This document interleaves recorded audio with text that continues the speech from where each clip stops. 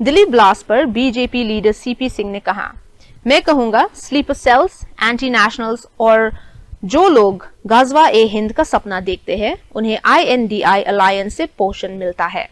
Doctor Adil पकड़ा गया, कई लोग अरेस्ट हुए और हजारों किलो एक्सप्लोसिव्स मिले। ये लोग देश के अंदर बैठकर देश को कमजोर कर रहे हैं। ऐसे देशद्रोही और उनके सपोर्टर्स को बुलडोजर से कुचलना चाहिए और सरकार ऐसा करेगी। सर, दिल्ली में विस्फोट हुआ, विपक्ष कह रहे हैं कि चुनाव को देखते हुए कहीं न कहीं ये साजिश इसके पीछे। देखिए, विपक्ष जो है ना, इंडी गठबंधन वाले, ये टुकड़े टुकड़े गैंग को समर्थन करने वाले लोग, सहयोग करने वाले, गलबहियां करने वाले।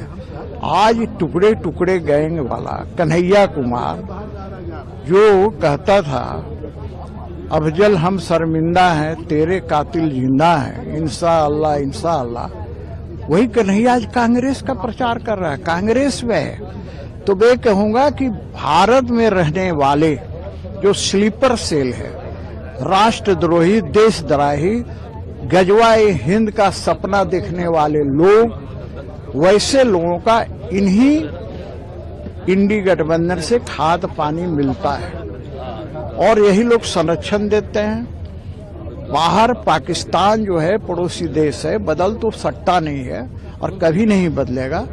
तो वहां से जो भी आतंकवादी भेजे जाते हैं उसको संरक्षण राष्ट्र में बैठे हुए, देश में बैठे हुए राष्ट्रद्रोही लोग देते हैं। हमने देखा कि डॉक्टर आदिल पकड़ा गया है या कई लोग पकड़े गए हैं, कल ही पकड़े गए थे और हजारों केजी RDX अमोनिया वगैरह बरामद हुआ है।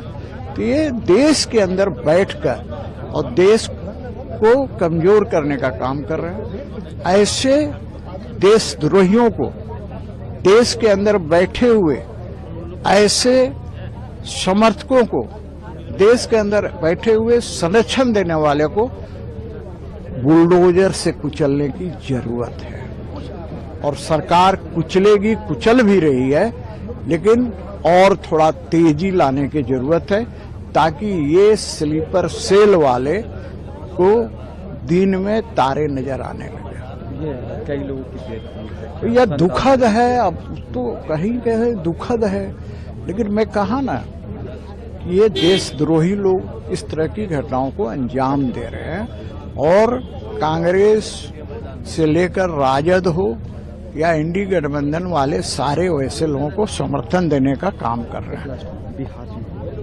बिहार में आज दूसरे फेज का चुनाव है, क्या लगता है? और घाटशिला में भी उपचुनाव। देखिए, बिहार का चुनाव में NDA पहले ही चरण के चुनाव में बढ़त बना लिया है और दूसरे चुनाव में भी, चूंकि बिहार की जनता राजनीतिक रूप से परिपक्व है, तो निश्चित रूप से NDA को भारी बहुमत से विजय बनाएगी और जहां तक मेरा अनुमान है 2/3 बहुमत से विजय।